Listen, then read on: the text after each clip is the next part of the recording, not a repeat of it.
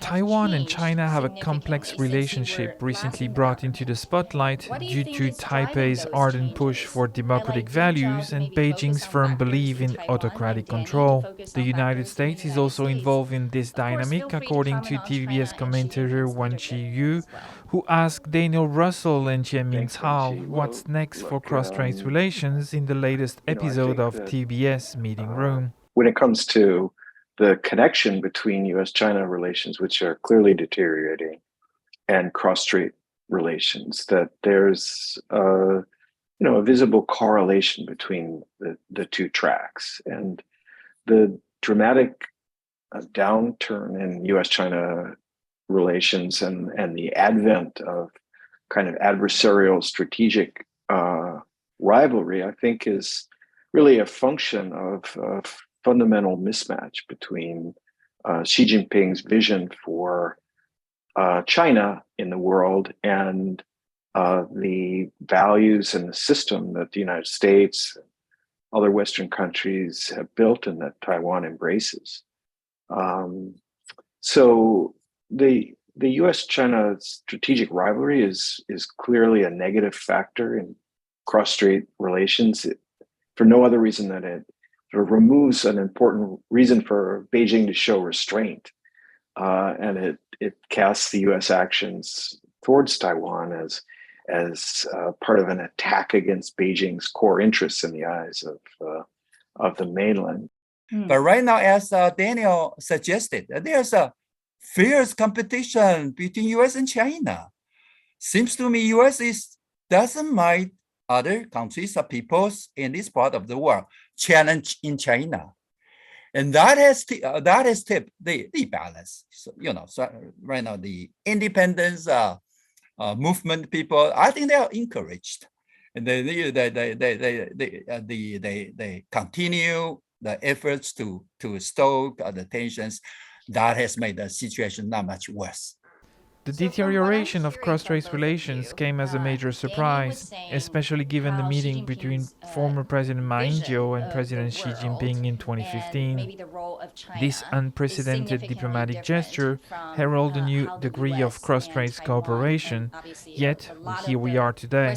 The Ma-Xi summit in November 2015 was the very first time the two sides had an opportunity to actually meet face to face. So I think that was really a good opportunity for the two sides to get something out. And they did get something out. Also, they agreed to set up a telephone hotline. So in case of any crisis, they will be able to reach to the other side. They also agreed to continue the talks on cross-strait free trade agreement. That was extremely important. I think the Ma-Xi summit itself we saw as important symbolically, as a hopeful sign that there could be continued progress in cross-strait relations. We certainly hoped that it would lead to an ongoing constructive dialogue. But at the same time, we weren't naive and we didn't have too many illusions about what to expect from the PRC. It came in the run-up, as Dean Zhao said, to the presidential election in Taiwan. So we understood that Beijing might be trying to put its thumb on the scale, so to speak, in the elections.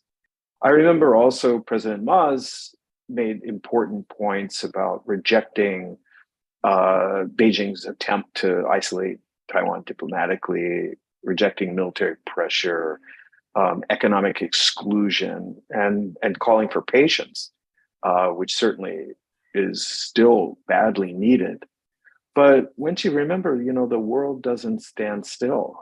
This is a different era now, and the status quo isn't frozen in time.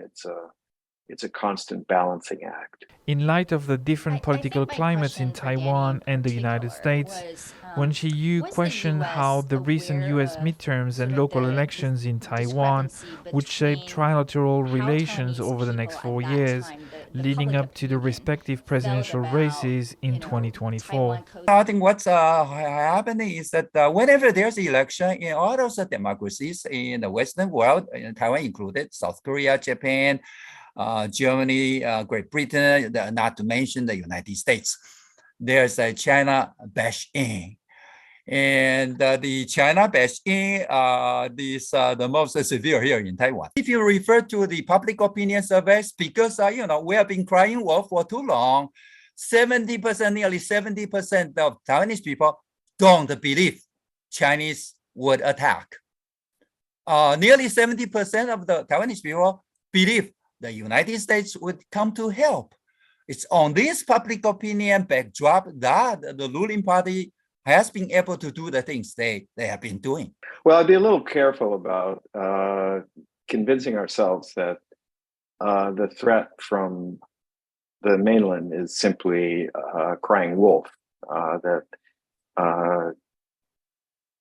people can. It may be that people have trouble imagining the mainland attacking, but it may also have been that people in the Ukraine had trouble believing that Russia would attack. The lesson from the midterms in both Taiwan and the United States is that predictions about an election outcomes are not reliable. And you certainly cannot draw a straight line from the results of local elections or the US midterms to what's going to happen 2 years later in elections for national office. Still, the participants in this episode of TVBS Meeting Room agree that cross-strait relations will remain tense with China, ratcheting up pressure and using actions by the Taiwan side and the US as a pretext to claim it's just responding.